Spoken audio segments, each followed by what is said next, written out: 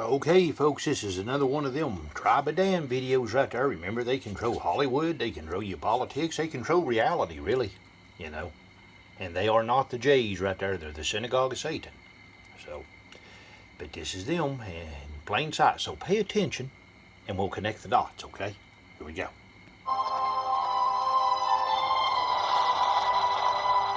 The world is changed. Much that once was is lost. For none now live who remember it.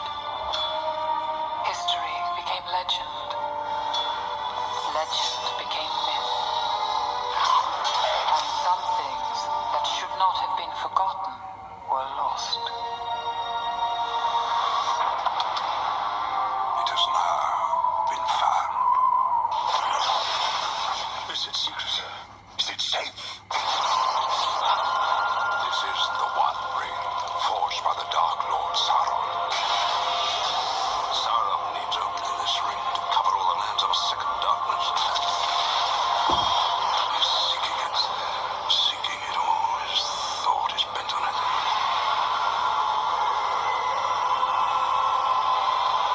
No one knows it's here, do they? Do they, Gandalf? Middle-earth stands upon the brink of destruction. The weapon of the enemy is a gift. Let us use it against him. You cannot wield it. None of us can. The ring must be destroyed. It was made in the fires of Mount Doom. Only there can it be unmade.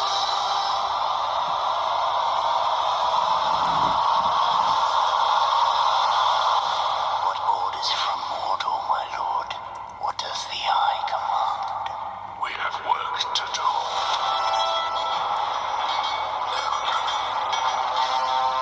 One does not simply walk into Mordor. Its black gates are guarded by more than just orcs. There is evil there that does not sleep. The Great Eye. Say the Watcher. What must I do? You have my sword. And you have my bow. And my axe. Carry the face of us all, little one. We're coming too! Mr. Frodo's not going anywhere without me. You will face evil, and you will defeat it.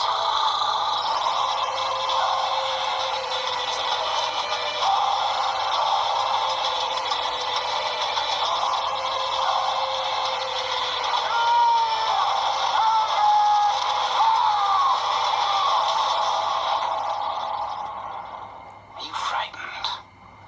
Yes, not nearly frightened enough.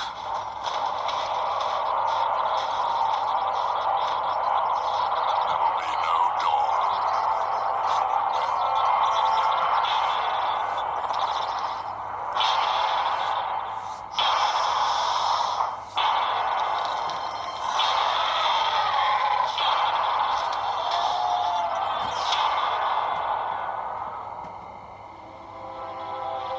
There is still hope.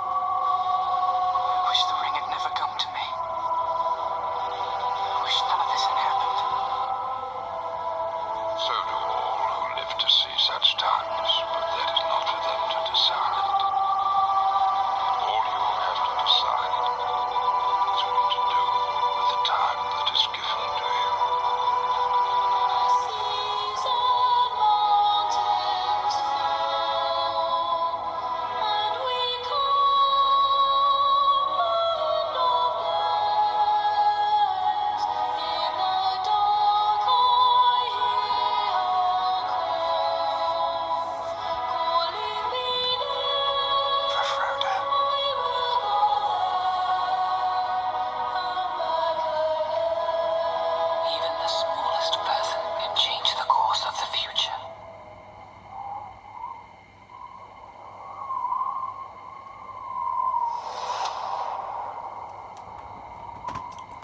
Alright, now, folks, I'm using the wrong machine right here to stop it and start it right here, so I'm going to have to ask you to be patient with me.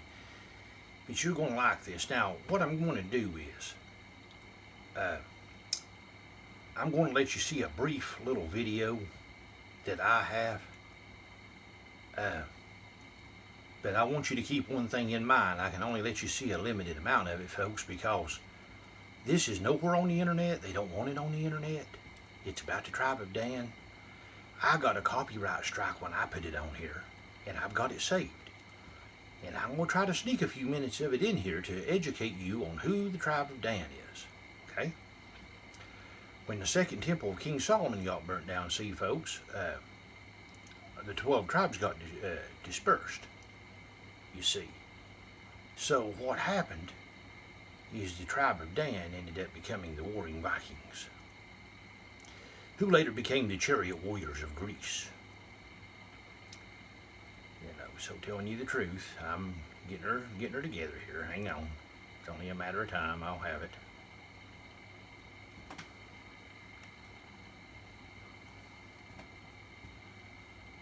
It's right here.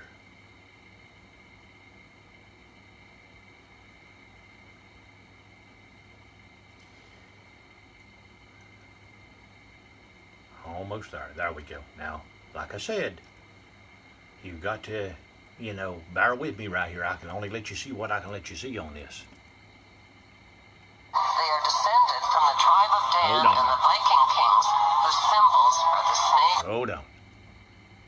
Okay, folks, many people ask me, what is the tribe of Dan and who were they? Well, they were the warring Vikings, people. They were also the honorable Viking lineage of Pharaoh. So, I'm going to let you see this video that I got. Enjoy, and I think you'll like it. And so, yeah. I'll only be able to let you see so much of it, guys. If you have any questions, I know quite a bit about this subject. So, yeah. They don't want this video out. If you guys wanted this video, you know, like on an email or something, I'd send it to you. So, just contact me if you want it. I'd do that for you. What hymn did the ruling family sing on William's wedding day in Westminster Abbey? The flag-waving public were too hypnotized by the fairy tale media hype to even question why a hymn called Jerusalem was featured at William's wedding. Here are the main lyrics of the hymn.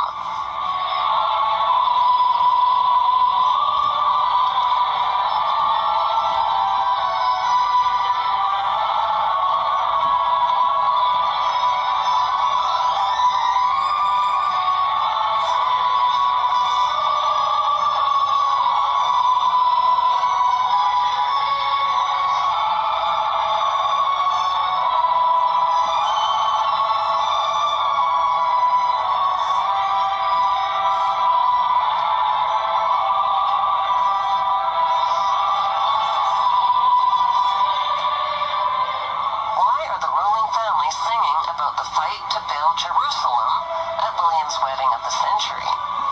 The answer lies on the UK's Union Jack flag. No one has bothered to question why the Union Jack flag is called the Union Jack. Who is Jack? The answer is Jack-Ub. Jack-Ub, or Jacob, is the patriarch of the Jews. According to biblical scripture, Jacob laid his head on a stone and dreamt about a ladder reaching to heaven. The stone is said to be the same stone that has been placed in the throne chair of every British monarch during their coronation ceremony. It's called the Stone of Jacob. The Stone of Jacob will also be placed beneath William's throne chair when he is crowned king. This is some good education, guys. You need to pay attention Most to of this. us were taught revisionist I mean, history really, in you do. school. You ain't gonna hear this nowhere else. What's going on in the world today? We need to learn a few simple facts about Israel's history without the revisions.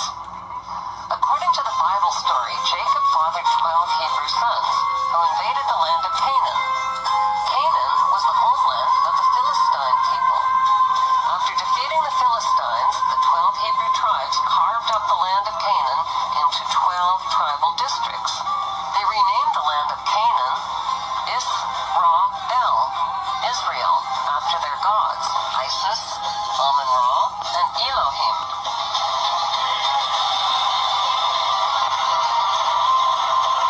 By 69 AD, Roman soldiers burned the city of Jerusalem to the ground and destroyed the Hebrew Temple of Solomon. All that remained of the Jewish temple was a wall, which still stands today in the city of Jerusalem. After the 12 Hebrew tribes fled from the land of Canaan, which they had renamed Israel, the Romans gave the land back to the Philistines and called it Palestine. Palestine was the Romanized word for Philistine. Today, the descendants of the Philistines are the Palestinians of Palestine. Where did the 12 tribes of Israel go after they fled from the land they had renamed Israel? The serpent tribe of Dan became seafaring pirates. They emblazoned the symbols of the snake and dragon on their red and white flag, together with the crest of an eagle. According to Bible prophecy, the Antichrist will descend from the tribe of Dan.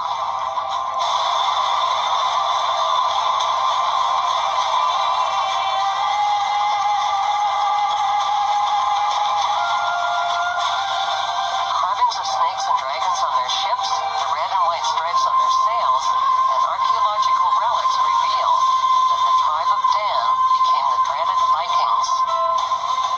These ferocious seafaring pirates raped, burned, and looted their way up the coast of Europe into the British Isles, incorporating the name of their tribal leader Dan into towns and rivers along their migration route, like the mighty river Danube and the Jordan River.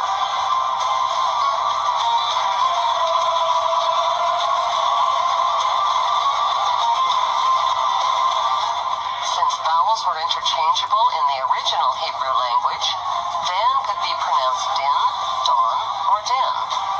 It was embedded in the name London, Scandinavia, Sweden, and Denmark. Denmark literally means the mark of Dan. By 1016 AD, the Viking king Canute seized the throne of England, Denmark, and Sweden. Today's British royalty are descended from the serpent tribe of Dan and from the Viking kings whose symbol is the dragon. See there, Prince folks? Charles' coat of arms displays a red dragon. And I can't let you see no more than that because I'll be lucky if I can keep that up. But you see what I'm saying now? And this tribe of Dan is not only that royalty, but they're more than just that, folks.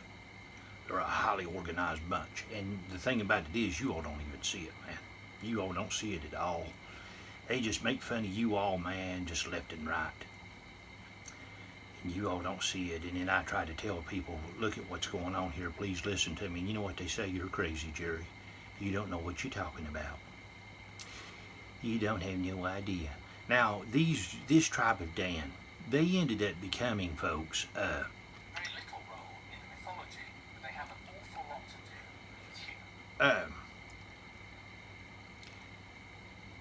They are now the Ashkenazi Jews. This film that I'm going to show you here, you may have to watch an extra few minutes of it because I don't know exactly where it's at here. But this is called The Children of Ash, Cosmology of the Viking Universe. And this is the tribe of Dan. And the Children of Ash is in Ashkenazi, is in Ash, bewitched. That's what that means, folks. Ash means bewitched. Ashkenazi means bewitched by kinetic energy into a Holocaust.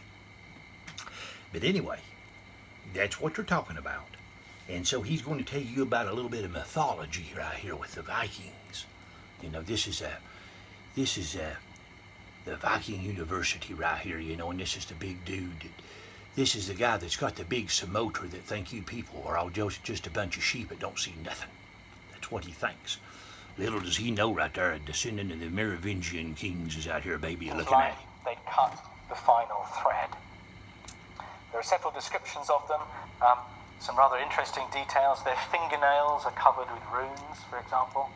And there's one rather interesting description that says that, in fact, there are lots of Norns for different kinds of beings. So there are Norns for the dwarfs, Norns for the elves and the giants, even Norns for the gods. So everybody and everything has these women of fate to take care of their destiny. I mentioned earlier on that we were going to come back to the giants. Here they are. Oh, a very dark giant, I do apologise. He's very bright on my screen. Alongside the gods, probably they're the most important mythological beings. We've seen that they play quite a role in cosmogony, in the creation of the universe, they seem to have been viewed in some way as beings of nature, representing the wilderness and the wild. Remember that picture of Jotunheimer, that mountainous giant world? In a way, kind of representatives of everything outside human experience. They're definitely not people. No, they're They're not often that. quite aggressive, quite nasty things. There's a historian of religion who's put together a marvellous compendium of all the names used to Yes. describe giants, and sort of condensing their meanings. So I quote, dirty, hairy, ugly, stupid, and especially loud. So there they are. They're rarely described in detail, but they're very strong, they're very cunning. Some of them are quite wise. They're occasionally very learned, but they have very few dealings with people. So, like the gods, they're relatively apart from the world of humans. Well, all the different beings that I've been talking about so far, they're quite powerful in different kinds of ways. They have a role to play in the ordering of the universe. But how much do they really have to do with people? Remember I mentioned that distance between the gods and humans. The same's true of the giants and the Norns and the rest. If we can put it very simply, I don't think any Vikings thought that they would come into contact with Odin on a Saturday night. These are not everyday encounters. You might contact the gods under very, very special and rare circumstances. But there are other categories of beings The that gods form of a Greek, much more common, Zeus and all them everyday folks. part of the Viking world and the Viking mind. And among them are the Dverga, the dwarves. Quite important in the mythology, they often appear in the stories of the gods. We know a lot of their names, more than 100 of them, from a remarkable document with an unfortunate title. It's known as the Catalogue of Dwarfs. It sounds like you should order them by mail order, I don't know. Incidentally, you might be interested to know that all of Tolkien's dwarf names come from that catalogue, including the names of some beings who are not dwarfs. Gandalf's name comes from that list. Gandalf. The dwarves are generally helpful, occasionally devious. They're often very wise. They're guardians of knowledge. And above all, they make things.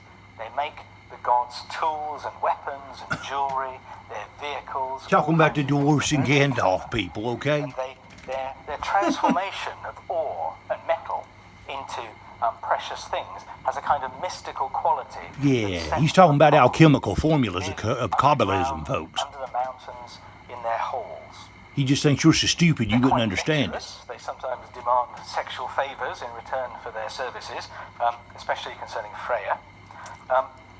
And I think that there is some evidence that they played a part in cultic ceremonies that humans offered to the dwarves. They could certainly interact with humans, mainly in a positive way. We know very little about what they look like, but an interesting thing about them is that their smallness, which you might think would be characteristic of the dwarves, is a largely medieval invention. There's nothing to say how big or small the dwarves were in the Viking Age. Then there's another category of being who play very little role in the mythology, but they have an awful lot to do with humans. And they're the elves. The Alfar. The elves. Also today, Your blonde-headed elves that's in Lord of the Rings, folks. survivors in folklore, especially in Iceland, where they're known as the Huldufolk, the hidden people. The people out of the way, under the ground, inside rocks, and so on. They seem to have had a lot of interaction with the gods in some surprising ways. There's a rather wonderful poem called Lokasenna, in which the mischievous demigod Loki wanders around the halls of Asgard and systematically insults each of the gods in turn. And his insult for Freya is that she slept with every elf in Asgard. So that tells you something about them. They often had contact with humans. There's suggestions that they had links to Odin, and they were sacrificed to. People made them offerings of animal blood in special ceremonies, in special places. They're bringers of good and bad fortune. They can heal the sick. They can help your animals. Very, very important things. and they lived all around you, in the natural environment around the homes of people. Then there are also rather more unpleasant beings, also things that have lasted a very long time in folklore. You can still find them in folklore today in Scandinavia. And these are Scandinavia is in the tribe of Dan. Scandan. unpleasant creatures of rock and stone who you find in a great many of the tales of Norse mythology. They seem to be largely a kind of embodiment of the natural world.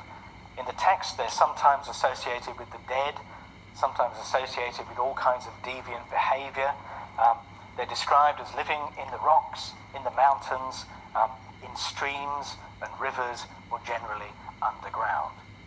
And if you look at the whole sort of range of beliefs in these kinds of beings, the trolls are the ones that have lasted longest The trolls. down to the present day.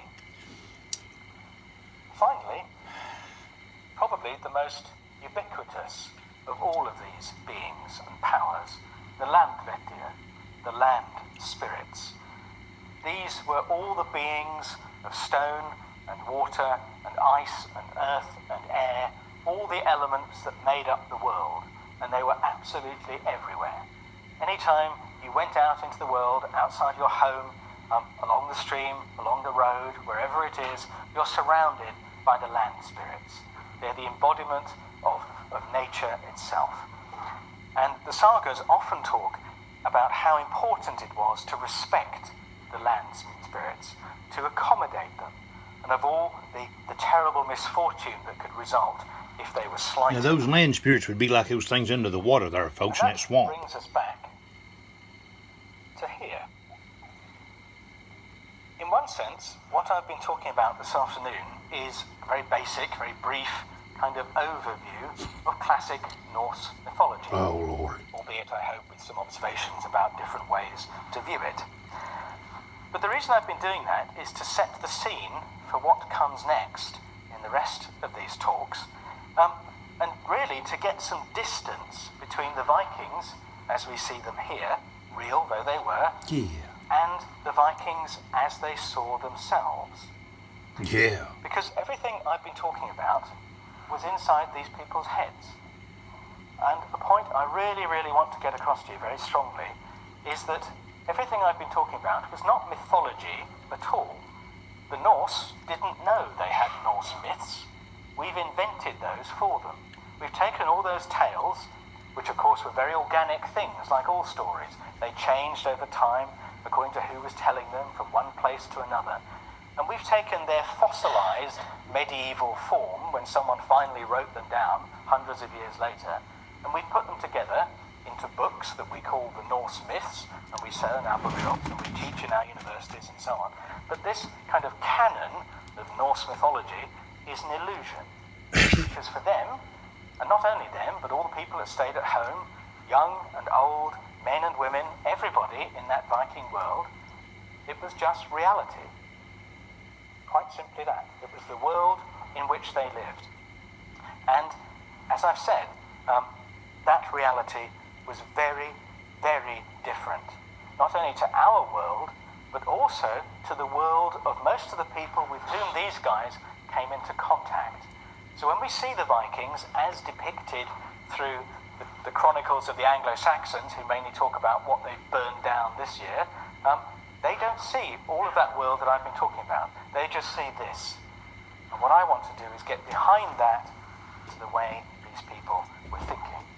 So I hope you can see the really enormous difference between the Vikings, in inverted commas, and the children of Ash, and their worlds of stories. Yeah, there Even is no though difference. they're Now, the folks, same let me tell you this now before I go here, okay?